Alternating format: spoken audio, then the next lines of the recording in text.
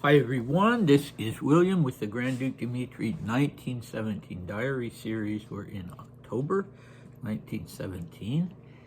And what did we look at last time? Well, in the previous video, it was a service to mark the death of the grandson of the Prophet Hussein in Islam, and the event that marked the split between Sunni and Shiite Muslims. I won't go into detail, I don't know a lot about it, but it's a mourning service, kind of like Good Friday, I guess you could say, in Christianity. Anyway, it was in a big tent, and it had been arranged for the men of the Persian Cossack division, and Dmitri went along to that and found it very interesting.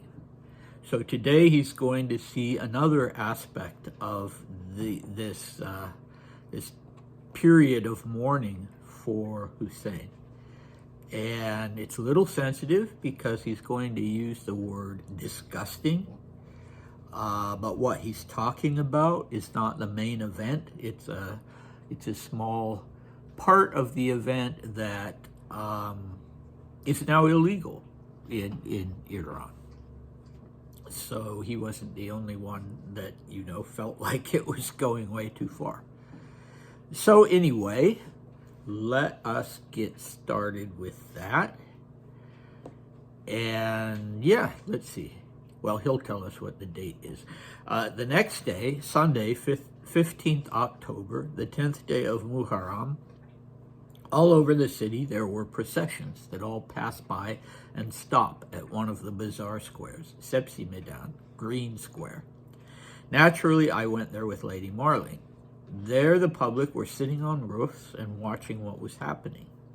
The spectacle was more than disgusting. That day was the culmination of grief for the dead Hussein. The Persians arrange huge processions, like our processions with the cross. They carry funeral flags, black or green in color, triangular in shape, and then lead 2 or 3 horses by the bridle, representing the horses of the slain Hussein. The people follow in the rear, singing prayers or shouting Shah Shahi, Hussein Shahi, and in time with that horrible rhythm, beating themselves on the head and chest so violently that their chests, which are bare, turn raw and red like beefsteak. But the main attraction of these processions are the people marching in a row, dressed in white robes and carrying huge daggers. In time with the rhythm, they cut themselves on the head, and their blood literally covers the robes, with some of their clothes even blank, though blank. Every year there are cases of people hacking themselves to death. We met one such bloody procession on our way to the bazaar square, and it was disgusting. There was so much blood that one could even smell it. Behind some of the bloody and sliced-up fanatics walked people with sticks, which they thrust between the daggers and the heads of those who risked exposing their own skulls in bursts of fanaticism. The Persians also arrange processions that occur at night, but without blood. I saw one of them. They are also very interesting. The flags are replaced by lanterns and torches. Of course, the bloody spectacle remained very long before my eyes. Okay, so it bothered him. I think that's fair to say.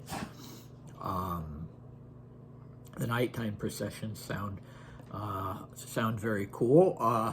And, I think people continue to sort of do symbolic acts of,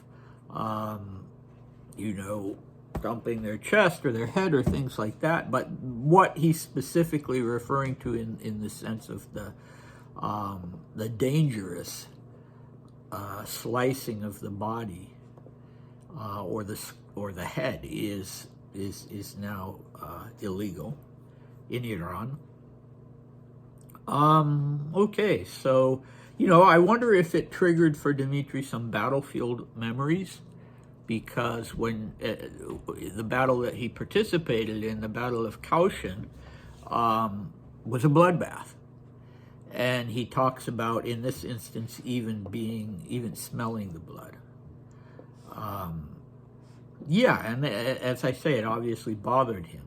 It was something he couldn't just dismiss from his mind. I've got to distract my little dog here.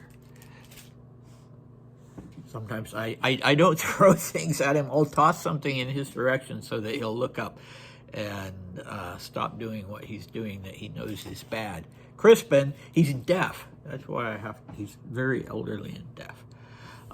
Okay. So he says, so there's this procession, and naturally I went there, although it's not clear entirely if he went because he wanted to see the procession or if he went because he and Lady Marling were going to the bazaar.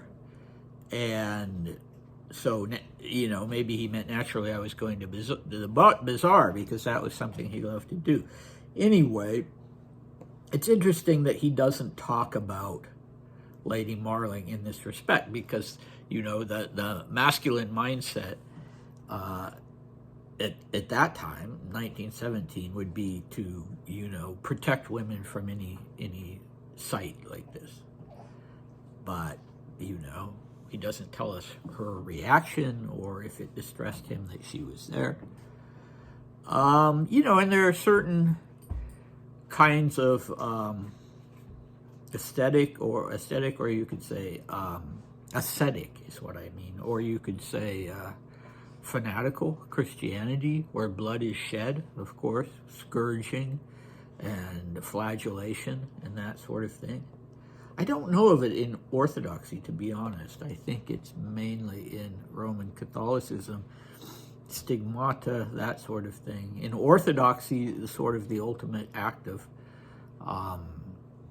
I don't know, contrition, whatever you would call it, would be to abase yourself as a holy fool, to sort of live as a homeless person and a crazy person, and sometimes do things to shock people, things that people consider disgusting or inappropriate. You could put Rasputin roughly in that category. Anyway, what do we have next time? Well, we have the arrival of a king's messenger from Russia, and Dmitri being very upset by as a result of the arrival of the king's messenger. So short one today, probably a short one next time, and then we'll be diving back into the long diary entries, and one of the most fascinating ones in all of the entire body of Dmitri's writing, because it will talk about the 10 days that shook the world, as John Reed put it, the Bolshevik Revolution. Okay, so I hope to see you then. Bye.